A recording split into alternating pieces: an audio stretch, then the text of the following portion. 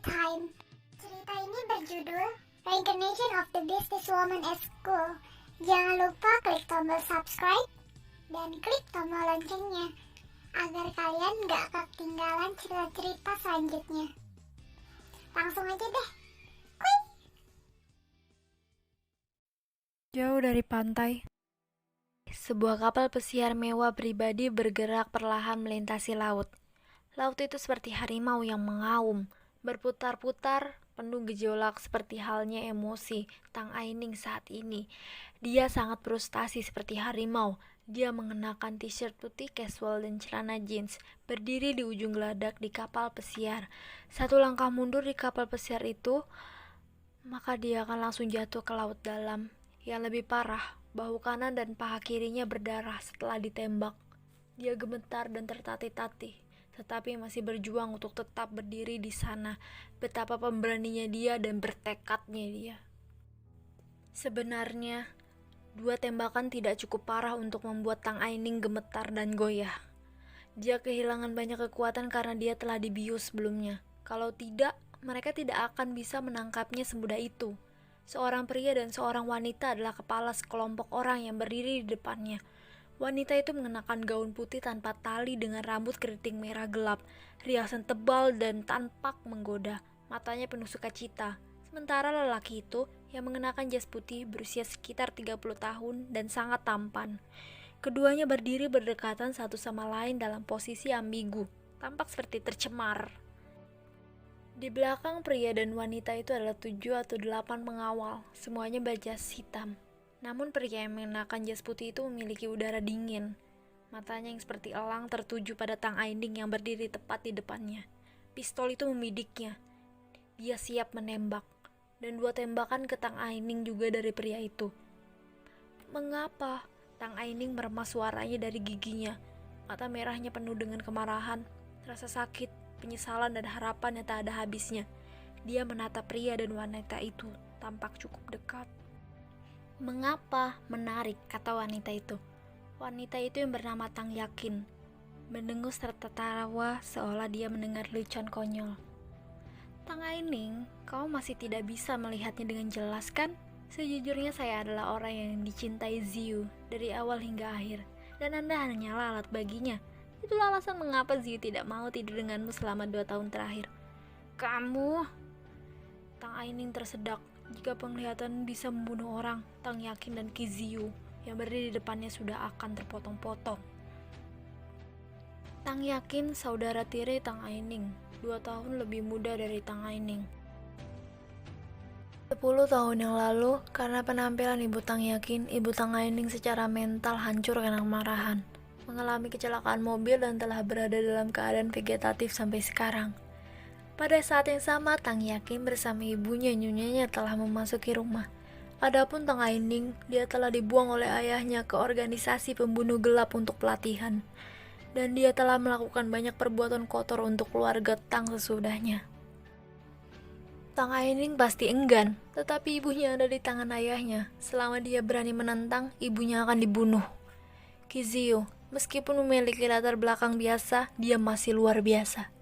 Tang Aining yang selalu pintar tetapi ditipu oleh pria munafik itu. Tang Yakin di sisi lain tidak peduli dengan kekesalan Tang Aining. Dia melanjutkan, ayah tahu begitu ibumu meninggal, dia akan kehilangan kendali atasmu.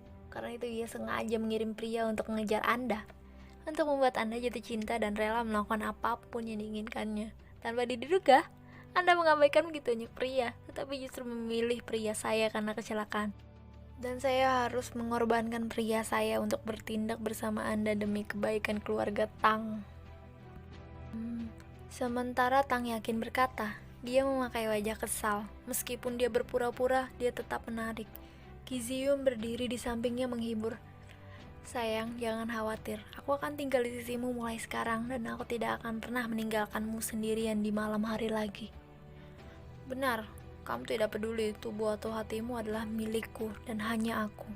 Tang Yakin menjawab dengan suara centilnya, melukis lingkaran di dada Qi Ziyu dengan jarinya. Dia menggodanya, yang membuat pria itu bersemangat secara seksual dan terganggu. Menjijikan. Tang Aining merasa lebih jijik daripada terluka oleh adegan itu. Jika dia tidak diarahkan oleh pistol, dia tidak akan pernah membiarkan keduanya begitu tak tahu malu di depan matanya. Kamu... Ekspresi Tang Yakin berubah setelah mendengar kata-kata Tang Aining, tetapi sebelum dia bisa membantah, Qi Ziyu menyelah. Sayang, jangan kesal, dia hancur. Bukan masalah besar untuk membiarkan dia berjuang dengan kata-kata.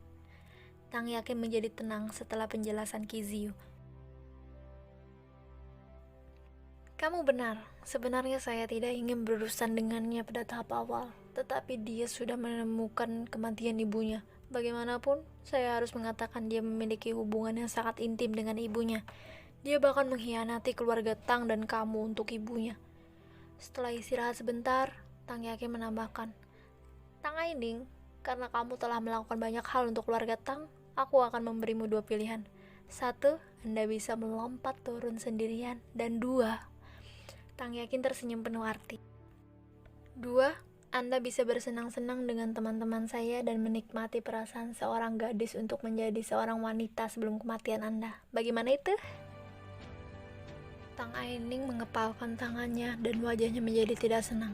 Dia berhenti berjuang pada akhirnya, karena sekarang dia tidak punya pilihan selain mati. Meskipun dia menyakiti Tang Yakin sebelum kematiannya, dia juga tahu dengan jelas bahwa jika dia ditangkap, dia akan dipermalukan dan diperkosa oleh semua pengawal itu yang tidak tertahankan baginya. Begitu, Tang Aining mencibir pada Tang Yakin dan Qi Ziyu berkata dengan dingin, "Jika aku hidup, aku pasti akan membayarmu kembali." Kata-kata Tang Aining seperti kutukan.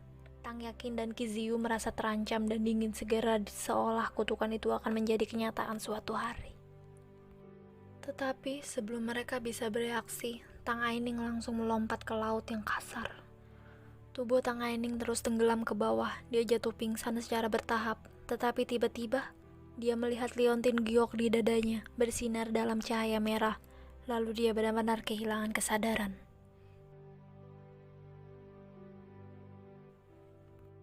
Kota F, kota tingkat ketiga di negara ini.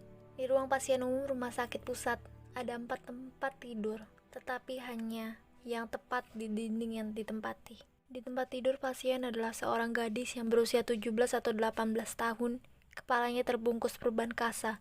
Dia adalah seorang gadis cantik dengan fitur yang cantik, tetapi memakai wajah yang hikmat, memusatkan pandangannya pada berita yang diputar di TV.